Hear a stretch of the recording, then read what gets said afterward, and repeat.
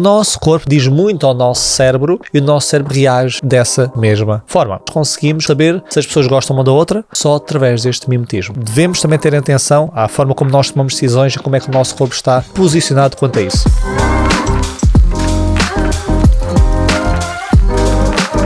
Olá, seja bem-vindo a mais um episódio do Inteligência Emocional Podcast e hoje vamos falar sobre a inteligência do nosso corpo. Então, todos nós sabemos que os nossos pensamentos e as nossas emoções afetam a forma como nós nos comportamos. Correto? Se eu tenho um pensamento sobre algo, vamos pôr um pensamento ansiogénico, ansioso sobre uma coisa, e eu sentir ansiedade, o mais provável é que eu esteja hesitante no meu comportamento, ou que eu não faça alguma coisa por sinto muita ansiedade, ou que eu faça de forma muito mais cautelosa. Da mesma forma, se eu tiver um pensamento ou emoção mais positivo, o meu comportamento vai ser mais de aproximação. No entanto, e este é o tema deste episódio, a forma como o nosso corpo está, a forma como temos as nossas expressões faciais, como colocamos o nosso corpo, também influencia de volta os nossos pensamentos e as nossas emoções. Então vamos entender esta inteligência do nosso corpo. E o episódio de hoje eu trouxe aqui um conjunto de estudos para fazer aqui a minha defesa do caso de realmente o nosso corpo tem muito mais influência na nossa inteligência do que nós possamos achar. Então vamos começar aqui pelo princípio. O que é isto da inteligência comportamental? Existe um ramo da psicologia que é a cognição situada, e a cognição situada defende que quando nós tomamos decisões e temos pensamentos, esses pensamentos, essas decisões não são tomadas apenas dentro da nossa cabeça. Então não é de forma isolada. A forma como nós temos o nosso corpo, se estivermos a segurar alguma coisa, se estivermos num dado contexto ou com dadas pessoas, a nossa forma de pensar e a nossa tomada de decisão é afetada, é alterada. Então a nossa decisão não é como muitos de nós pensam, de forma totalmente isolada, mas sim contextualizada. E neste episódio vamos entender especificamente como é que o nosso corpo ajuda, facilita ou até pode inibir a nossa tomada de decisão. Vou começar pelo primeiro estudo que eu trouxe aqui para ouvires. E neste primeiro estudo nós temos o Kyle Simons, da Universidade de Emory, nos Estados Unidos da América, que ele estudou as representações que as pessoas tinham sobre a comida e a experiência sensório-motora, ou seja, a experiência que a pessoa sentia e ativava no seu organismo. E o que é que ele fez? O que é que este psicólogo fez, o Kyle Simons? Ele apresentou várias fotos de comidas prazerosas e também várias fotos de outros objetos. E depois monitorizou a atividade cerebral. E ele reparou que, quando os participantes viam fotos de comidas prazerosas, existia atividade cerebral nas áreas da ínsula e nas áreas do córtex orbitofrontal. O que é que isto significa? Como é que podemos traduzir isto? A ínsula e o córtex orbitofrontal ativam e estão associados às regiões gustativas. Ou seja, quando nós vemos comidas prazerosas, o nosso cérebro ativa regiões cerebrais que estão associadas também a quando nós experimentamos comida. Então, quando nós comemos alguma coisa, estas regiões tendem a ativar.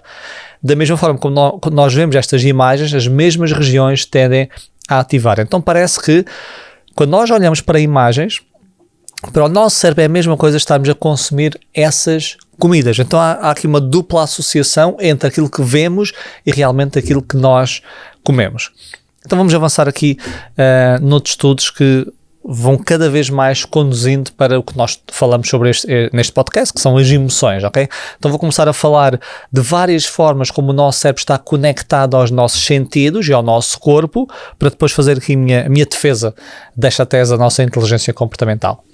Um segundo estudo que eu trago foi conduzido por Goldberg, da Universidade da Pensilvânia, e ele viu e estudou ativações corticais, então no nosso cérebro, para categorias semânticas, ou seja, de vários tipos de palavras. E o que é que ele fez, ele e os seus colegas? Eles apresentaram várias palavras, então aqui não são imagens, são palavras que representam conceitos diferentes. Por exemplo, apresentam palavras como banana, que é uma fruta, mão, que temos a representação da nossa mão, rir, céu, martelo, que é uma ferramenta, não é? Etc. Então várias palavras eram apresentadas aos participantes. E depois também estavam a monitorizar as regiões cerebrais que eram ativadas. E o que é que eles notaram? Então, quando se apresentavam palavras associadas a frutas, como a banana, as regiões orbitofrontais mediais, que estão associadas ao paladar e ao olfato, eram ativadas.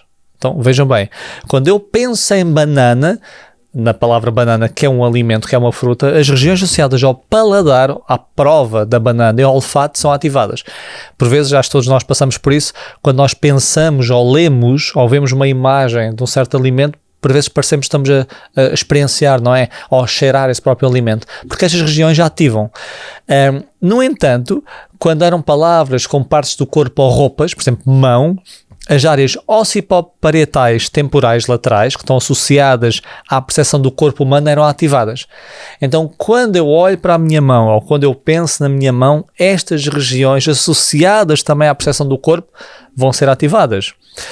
Categorias visuais, quando eu pensava em objetos que vão buscar mais categorias visuais, como o céu, eram outras regiões, são as temporais ventrais, estou-vos a dar o nome das regiões apenas para contexto, que, estas regiões estão associadas ao reconhecimento de objetos, reconhecimento visual de objetos, eram ativadas. Então vejam bem, se nós olharmos para o céu, ou se nós pensarmos na palavra céu, estas regiões que estão associadas ao reconhecimento visual são ativadas. E quando era apresentado aos participantes palavras como martelo, muito associadas a objetos, de categorias de objetos funcionais, áreas frontotemporais laterais, que são associadas à representação da utilização de objetos, também eram ativadas. Então, porquê que eu estou a falar deste estudo? Para nós entendermos que quando nós vemos algo ou quando nós pensamos em certas palavras, para o nosso cérebro significa o mesmo ou muito similar. Da mesma forma, eu já falei deste estudo aqui num dos episódios deste podcast, em que os participantes entravam numa experiência e nessa experiência acontecia o seguinte: eles sentavam-se num computador e nesse computador tinham que jogar um jogo, e esse jogo era dito que eles tinham que passar uma bola, um jogo assim muito antigo, assim naquelas arcades, não é, super antigas, aquele computador, aqueles gráficos super antigos, e era um jogo de passar a bola, e era dito que eles eram bonequinho desse jogo e existiam outros 2 voluntários da experiência que estavam noutras 2 salas, ele entrava numa sala fechada, ok? E tinha um computador à frente, e era dito que estavam outros 2 participantes, 2 voluntários noutras 2 salas, que eram os outros 2 bonequinhos. E aliás, eles colocaram as fotos que supostamente representavam esses participantes. E o nome do jogo era Cyberball. Ok? A bola aqui cibernética, digamos assim. E o objetivo era apenas passar a bola entre eles. Eles queriam testar o jogo, a ver se estava a funcionar tudo bem. Isso era o que era dito aos participantes. Não havia regras nenhumas, era só passar a bola. Então, e o participante passou a bola para um, o outro passou para o outro, passaram para ele passou outra vez para o outro. E ao fim de algumas jogadas, de poucas jogadas, os outros 2 participantes começaram a passar a bola apenas entre eles. Okay? E ao fim de 30 segundos em média, o que é que aconteceu? As regiões cerebrais desse participante estavam a ser monitorizadas e houve um incremento de atividade cerebral associada à rejeição social. Então o participante experienciou rejeição social apenas jogando um jogo de 30 segundos onde foi rejeitado. E o que é que foi interessante? É que não havia outros 2 participantes. Aquilo era um algoritmo, as fotos eram de outras pessoas quaisquer, não havia mais ninguém, então a pessoa sentiu-se rejeitada só por achar que outras 2 pessoas não lhe passaram a bola. E houve uma investigadora, que é Eisenberg, ela pegou neste estudo e ela estava a avaliar outra coisa que era a dor física, e ela reparou, isto foi uma descoberta por acaso, que a dor física e a rejeição social ativa regiões cerebrais idênticas. Então o nosso cérebro não sabe tanto se é uma rejeição física, se é quase aqui uma dor física. Então a palavra rejeição, a conotação da rejeição, de alguma forma de agressão à minha imagem, ou a mim fisicamente, é ativada nas mesmas regiões cerebrais. Isto para dizer que o nosso cérebro está fechado no nosso crânio, então ele não tem acesso direto ao mundo exterior. Então ele consegue tentar simular o que acontece no mundo exterior com a informação que recebe através dos 5 sentidos. Então o nosso cérebro, quando nós estamos a pensar numa palavra ou a ouvir uma palavra, ele recebe esse input da mesma forma e gera atividade da mesma forma. Então o nosso corpo diz muito ao nosso cérebro, e o nosso cérebro reage dessa mesma forma. Então, entrando num campo aqui mais ligado às emoções, é importante saber que estas representações que eu falei, da banana, da mão, etc., não se dão apenas a um nível semântico aqui da palavra em si, mas o nosso corpo também reage a estímulos positivos ou negativos. Então, houve um estudo muito interessante que foi conduzido por Francesco Faroni, da Universidade de Amsterdão, e ele apresentou estímulos verbais positivos e negativos a vários participantes. E enquanto fazia isso, ele monitorizou as expressões faciais dos participantes. E para quem não sabe, nós aqui na parte da sobrancelha, então alguns de vocês estão a ouvir o podcast apenas, outros estão a ver. Para quem não está a ver, nós aqui nas sobrancelhas temos um músculo que é o corrugator, em inglês corrugator ou corrugador, que quando nós ativamos o corrugador, não é? Quando nós franzimos a testa, está associado a emoções de valência negativa, associado já à tristeza, à raiva, ao medo, ao nojo. Quando nós sentimos essas emoções, nós costumamos fazer esta representação facial franzindo a sobrancelha. Há vários tipos de franzir, mas este músculo é sempre ativado. Por outro lado, quando nós sorrimos, ou quando nós estamos felizes, ativa o chamado músculo zigomático maior. E o músculo zigomático maior fica, para quem não está a ver, aqui nos cantos do lábio. Ok? Imagina os cantos do lábio, de forma mais exterior aos cantos do lábio. Quando nós sorrimos, esses músculos sobem. Não é? Então é o músculo zigomático maior. Então nós temos o corrugador, que está associado a emoções ditas desconfortáveis ou negativas, e temos o músculo zigomático maior, associado a emoções positivas ou agradáveis. Sabendo isso, ok, que quando nós sentimos essas emoções, estes músculos são ativados, estes investigadores apresentaram várias palavras positivas e várias palavras negativas e foram tentar perceber se existia ativação das expressões faciais vendo essas palavras, lendo essas palavras. O que é que eles descobriram? Isso mesmo. Então, quando os participantes liam palavras, eram adjetivos, eram verbos que eles apresentavam positivos, o músculo zigomático maior ativava, ok? Associado ao sorriso, e não o músculo corrugador, o tal associado, digamos, ao franzir a sobrancelha.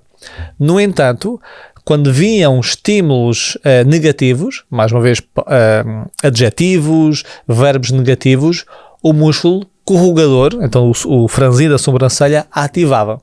Então, quando nós somos expostos a estímulos esses afetivos, não é, que têm conotação positiva ou negativa, a nossa expressão facial reage. Okay? Então nós não ouvimos apenas serenamente, a nossa face reage a esses mesmos músculos. Isto é muito importante para aquilo que eu vou falar de seguida, então sobre esta questão das expressões faciais.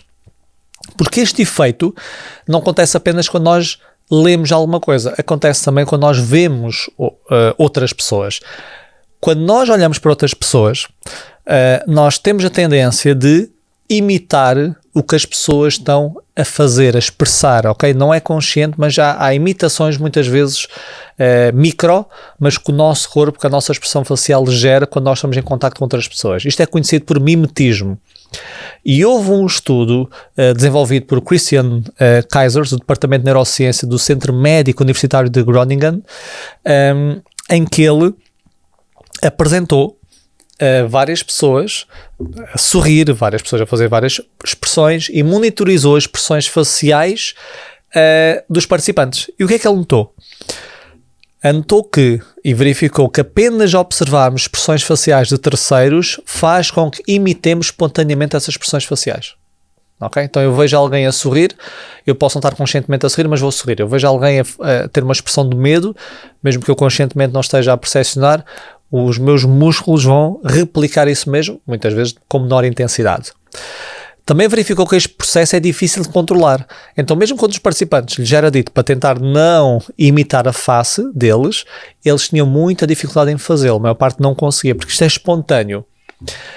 E também notaram que isto pode ser ativado com um estímulo mínimo, ou seja, não precisa ser uma expressão muito forte, mas ali aquela pequena expressão nós podemos sentir. Então parece que, e acontece-nos a todos, estamos ao pé de alguém e de repente começamos a sentir-nos com mais stress, não é? Ou mais ansiedade, ou com algum medo, ou sentimos melhor. Então muitas vezes é a pessoa a expressar dessa forma e nós estamos a ser contagiados, ok? Porque a nossa face vai replicar e nós vamos sentir o que a face também está a replicar. Mas já aqui uma nota muito importante, quando nós falamos no mimetismo, Porque o mimetismo, esta, digamos, capacidade de imitar outras pessoas de forma não consciente, é muito seletivo. Outros autores notaram que nós não imitamos automaticamente, inconscientemente, todas as pessoas. Então, grande parte das pessoas tendem a não imitar indivíduos que são estigmatizados, pessoas que nós não gostamos e membros de outros grupos. Okay? Imaginem que vocês têm uma associação grupal muito forte ao Benfica. Okay? Então, membros do Benfica, que eu estou ao pé deles, digamos, do meu grupo, que eu gosto, quando fazem uma expressão facial, vocês tendem a imitar a mesma, ok? A mimetizar a mesma, mesmo sem consciência. No entanto, se eu estiver ao pé de um fulano que é adepto do Sporting ou do Porto, esta mimetização não acontece. Ou acontece num nível muito mais baixo. Então, existe um enviesamento entre a forma como imito outras pessoas e se eu gosto ou não das pessoas. E se as pessoas são ou não do meu grupo. Mas o mimetismo sinaliza algo muito importante. Este mimetismo sinaliza um sinal afetivo. Ou seja, as pessoas que nós imitamos mais uma vez isto é um processo não consciente, é automático, significa que nós temos maior ligação com essa pessoa, significa que nós temos maior empatia com essa pessoa e pessoas que mimetizam mais outras pessoas verificam-se que têm relações sociais mais positivas entre elas. Então, quando nós avaliamos o mimetismo entre duas pessoas, o grau de mimetismo entre duas pessoas, nós conseguimos, com algum grau de precisão, saber se as pessoas gostam uma da outra, se as pessoas estão muito ou não ligadas e se as pessoas têm uma boa relação ou não. Só através deste mimetismo. E houve um autor, o Michael Inslitch, da Universidade de Toronto, que fez a seguinte questão. Então, se o mimetismo, ou seja, se nós imitarmos outra pessoa de forma não consciente automática, significa que eu tenho uma boa ligação com ela, eu gosto dela, não é? Eu relaciono bem com ela, e se ao mesmo tempo nós não fazemos isto de forma automática com pessoas que não gostamos, com indivíduos estigmatizados, com pessoas fora do nosso grupo, será que se nós forçarmos este mimetismo com estas pessoas, nós começamos a gostar mais delas? E foi isso que ele testou. Então, e aqui estamos a começar a ver a inteligência do corpo, como é que o nosso corpo sinaliza algo e como é que nós conseguimos trabalhar esse algo. Então o que é que ele fez na sua experiência? Colocou indivíduos em 3 grupos diferentes.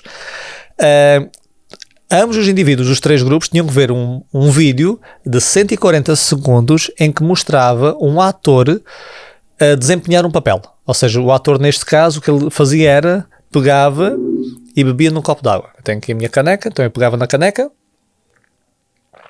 dava um golo e pousava. E depois ia repetindo este comportamento de formas diferentes, durante 140 segundos. Agora, os 3 grupos divergiam no quê? Um grupo era dito que tinham que assistir passivamente ao vídeo. Ou seja, vocês estão a ver o vídeo de um ator a beber a caneca, o copo d'água, e vocês não faziam nada. E neste caso, os atores, ok, eram de etnia diferente. Isto era um teste para tentar perceber se nós conseguíamos ou não diminuir o nível de racismo, ok?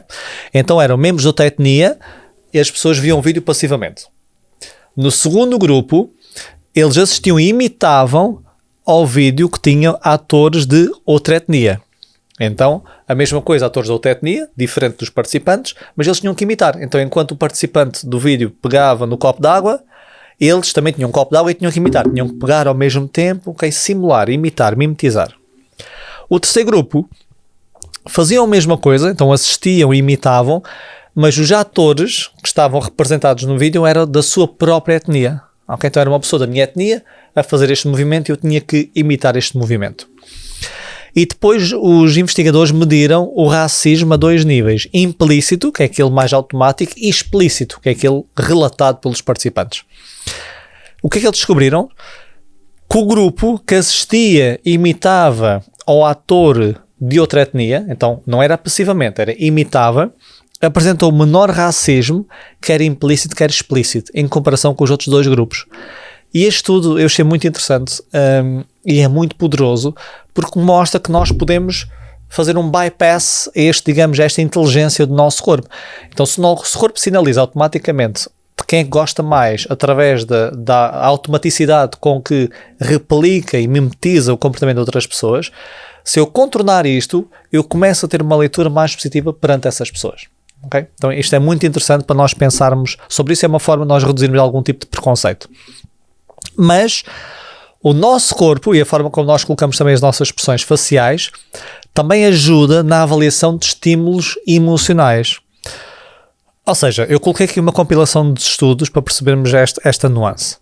Houve um estudo clássico, em que pediu a participantes para segurar uma caneta com os dentes e colocar uma caneta assim na horizontal, para quem não estiver a ver na horizontal, nos dentes, e eles tinham que segurar, nos dentes não, nos lábios. E eles tinham que segurar e fazer pressão com os lábios na caneta. Isto era para quê? Para evitar que eles esboçassem algum tipo de sorriso. Okay? Então eles queriam limitar as expressões faciais alegres de sorriso. E depois, esses participantes, eles apresentavam várias fotografias da mesma pessoa e essa pessoa estava a sorrir e depois deixava de sorrir. Estão a ver? Imaginem que vocês estão a ver uma sequência de 8 fotografias em que começa a sorrir, com o sorriso aberto, e depois no fim já está com uma cara séria. E ao longo das 8 fotografias, esse sorriso vai diminuindo de intensidade. Mas são variações muito pequenas. E o objetivo era eles tentarem detectar esta mudança. Okay? Eles iam dizer, ok, nesta fotografia está aqui uma mudança, o sorriso começa a transformar. E o que é que aconteceu? Os participantes que tinham que segurar com a caneta nos lábios demoraram mais tempo a detectar as mudanças. Ok, vejam bem. E porquê é que isto acontece, segundo esta linha das nossas expressões faciais e estados emocionais? É que nós precisamos, para conseguir ler outras emoções, o nosso corpo tem que simular essas emoções. A nossa face tem que ativar esses músculos para fazer este mimetismo e eu tentar adivinhar o que é que está a acontecer. E se eu vou inibir este processo, faz com que eu tenha mais dificuldade de ler este mesmo processo. Então as nossas expressões faciais servem não só para expressarmos como nos sentimos, mas também indicar como é que as pessoas sentem à nossa volta. Então isto é muito importante no que toca, mais uma vez, à inteligência do nosso corpo. Houve um segundo estudo que aprofundou esta parte e o que é que eles fizeram neste estudo? Eles apresentaram vários cartoons, várias bandas desenhadas cómicas a 2 grupos participantes. Um grupo participante tinha que colocar uma caneta também, a tal caneta, e tinha que colocar nos lábios, não é? Mas de forma a que fizessem um beicinho. Então para também não conseguirem sorrir, ok? Imaginem vocês a fazer beicinho, não, fazer, como é que se diz? Biquinho de pato, não é? Fazem assim com os beiços, quem estiver a ver, e metem uma caneta nos lábios, os lábios empurrados para fora e a caneta a ser segurada com os lábios. E o outro grupo sorria e colocava o lápis nos dentes, ok? E se vocês sorrirem, abrirem a boca e colocarem um lápis nos dentes, vocês notam que estão a forçar um sorriso. Então nós tínhamos, para perceberem a lógica, um grupo em que não conseguia sorrir, estava a inibir o sorriso, e outro grupo que estava a forçar o sorriso. E eles viram os mesmos cartoons, as mesmas bandas desenhadas cómicas, e tinham que avaliar o quão engraçados eram essas bandas desenhadas. O que é que aconteceu? Aquele grupo que tinha o lápis nos dentes e que por isso forçava o sorriso, avaliou os cartoons como mais cómicos do que o outro grupo.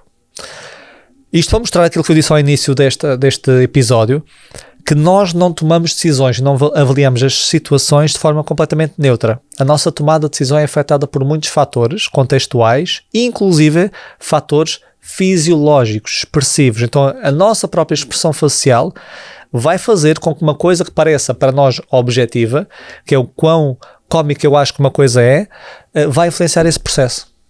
Então devemos também ter atenção ao que toca ao nosso corpo, à forma como nós tomamos decisões e como é que o nosso corpo está posicionado quanto a isso. E houve outro estudo ainda que pegou neste conceito da expressão facial e das emoções e fez o seguinte.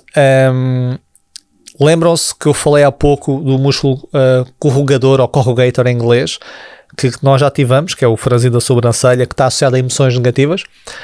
Então o que eles fizeram foi, a um grupo de participantes injetaram uma substância à base de Botox, mas é uma substância em que paralisava temporariamente essa expressão. Então, durante um bloco de tempo, vamos pôr 30 minutos, não me recordo do tempo, a pessoa era incapaz de franzir a sobrancelha.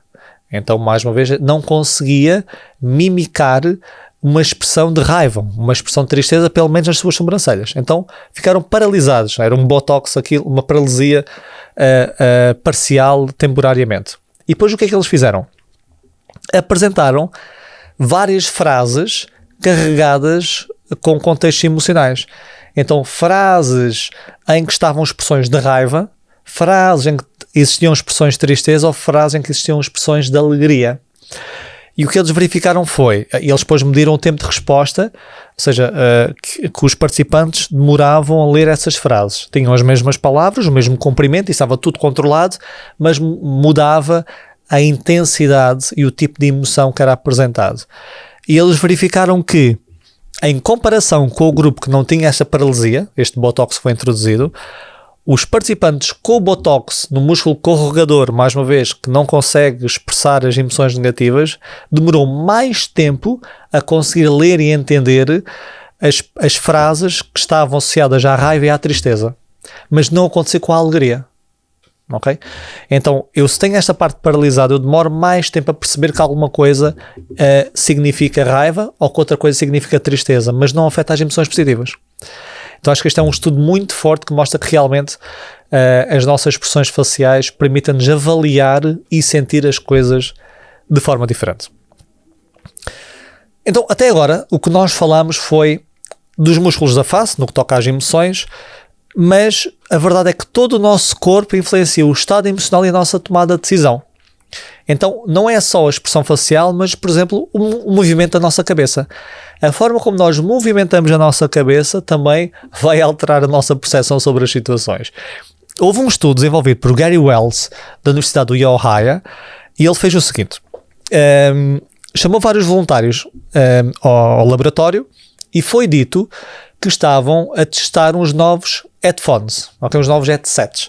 E eles queriam que os participantes ouvissem uma mensagem que era dita, e essa mensagem tinha a ver com o aumento das propinas ou não, que eles eram estudantes universitários, então ouviam essa mensagem. Era dito para não tomarem muita atenção à mensagem, apenas ouviam a mensagem. O grande objetivo era ver se os headphones, peço desculpa, se o headset, não é?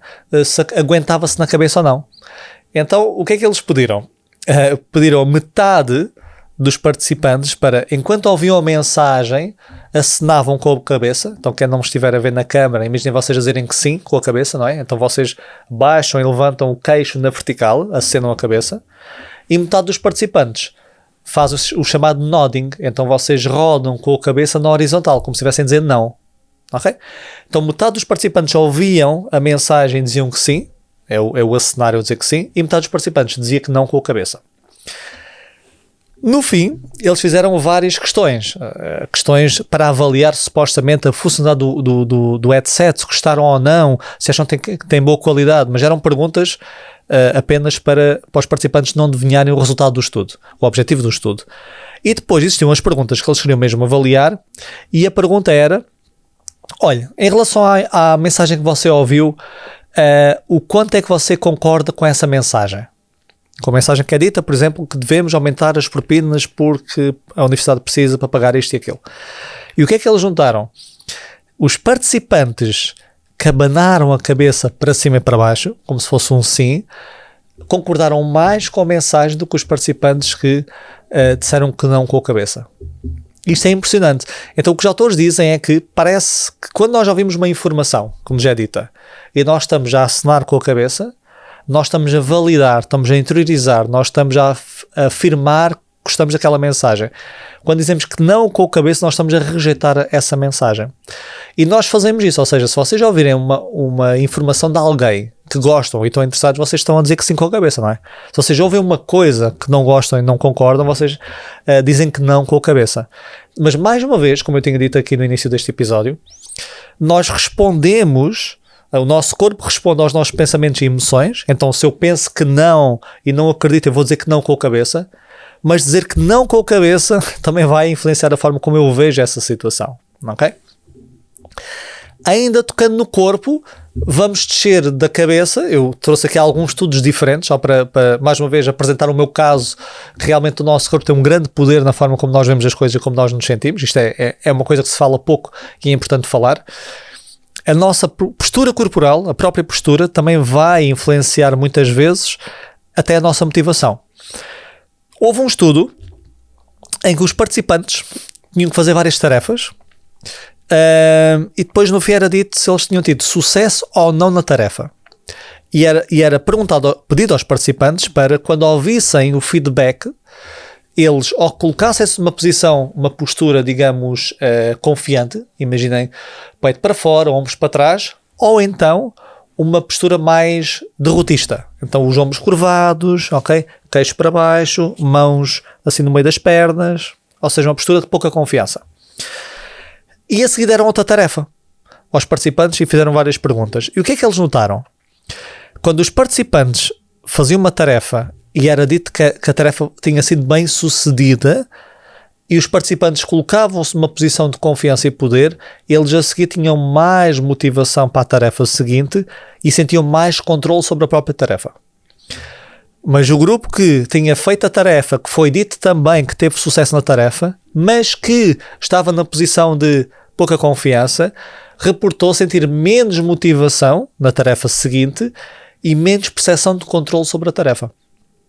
Então vejam bem, mesmo o facto de nós termos sucesso ou não numa coisa, a forma como temos o nosso corpo quando ouvimos essa mensagem vai influenciar o quê? A nossa motivação para tarefas subsequentes.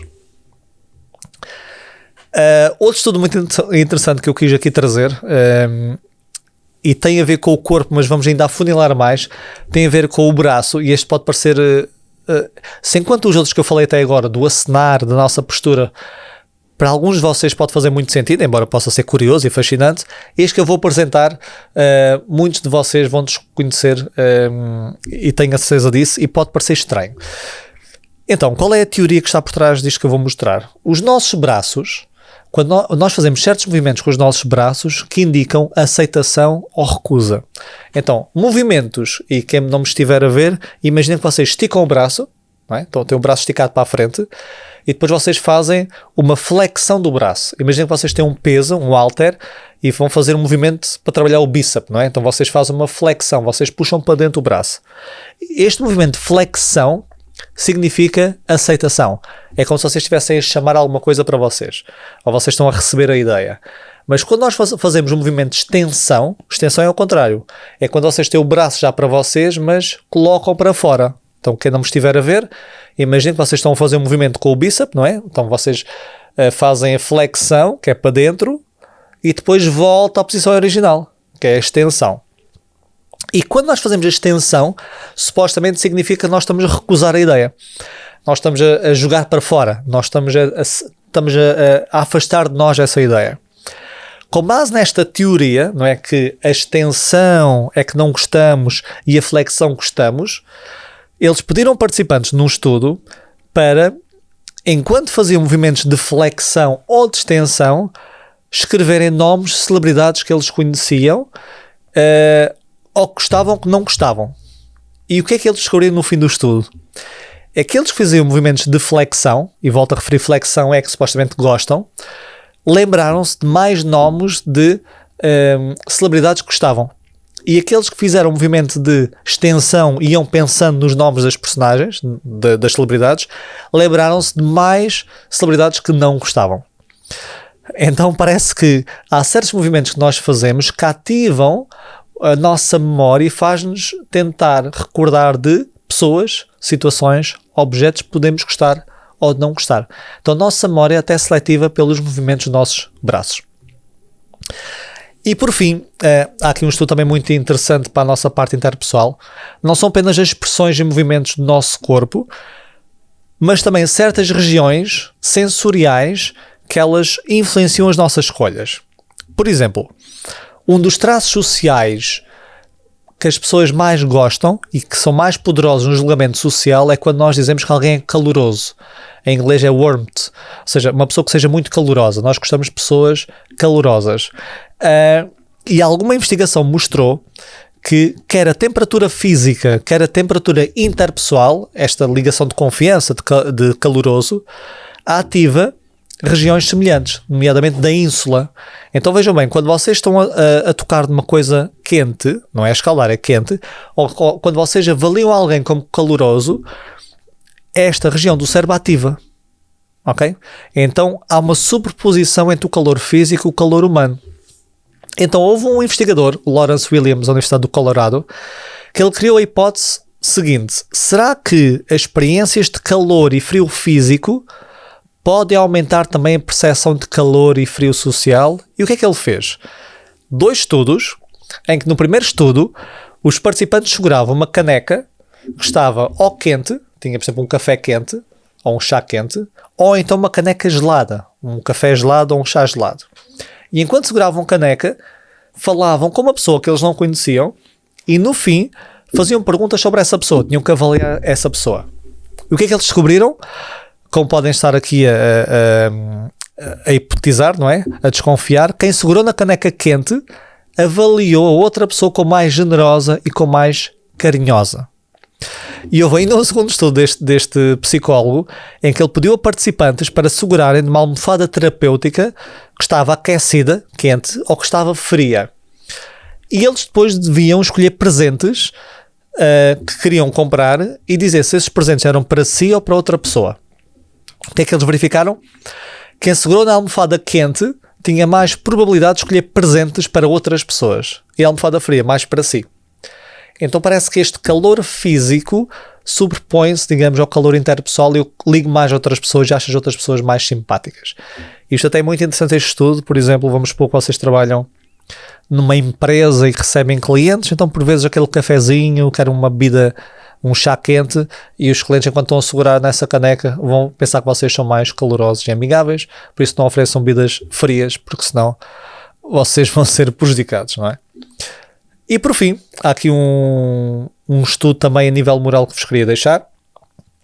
A forma como nós sentimos, até a nível moral, pensamos que as decisões morais são decisões totalmente conscientes, não é? Ou seja, decisões morais são decisões que nós vemos a justiça de uma decisão, que nós contrabalançamos os riscos e as consequências, mas a verdade é que o nosso corpo também influencia a forma como nós vemos a moralidade das coisas e como nós lidamos com a moralidade das coisas. Então, houve um estudo em que pediram participantes para lerem histórias que eram ou pouco éticas, okay, ou nada éticas, ou então histórias muito éticas. E a seguir de ler essas histórias, eles iam até um lavatório e iam lavar as mãos. Então acabava a experiência e diziam: olha, agora antes de sair, lave só ali as mãos antes de ir embora. E nesse lavatório eles tinham produtos de limpeza que podiam limpar as mãos, ok? E produtos que não eram de limpeza. Então ou só água, ou então podia lavar, por exemplo, com sabonete, podia desinfetar as mãos. E o que é que eles notaram? Os que leram a história não ética utilizaram muito mais produto de limpeza do que aqueles que leram a história ética. E também quem o fez, então aqueles que leram a história não ética e que lavaram as mãos com produtos de limpeza, depois reportaram sentir-se mais aliviados das consequências das histórias. Então isto pode parecer estranho, mas parece que há uma associação psicológica entre a pureza física e a moral. Existe uma expressão até lavar os nossos pecados, não é? Então parece que quando nós sentimos de alguma forma pecaminosos ou de alguma forma imorais, se nós, e há estudos também mostram isso, se nós tomarmos um banho, se nós lavarmos, parece que ficamos mais purificados. Então o nosso corpo também representa as nossas associações morais. Então resumindo, vimos que o nosso corpo influencia muito as nossas emoções e os nossos comportamentos, a níveis que acredito que muitos de vocês estão a ouvir podiam desconhecer. E esta é a inteligência do nosso corpo que nós devemos escutar, compreender e trabalhar sobre a mesma. Este episódio foi sobre a inteligência comportamental. Obrigado por estares desse lado e vemos no próximo episódio. Até lá.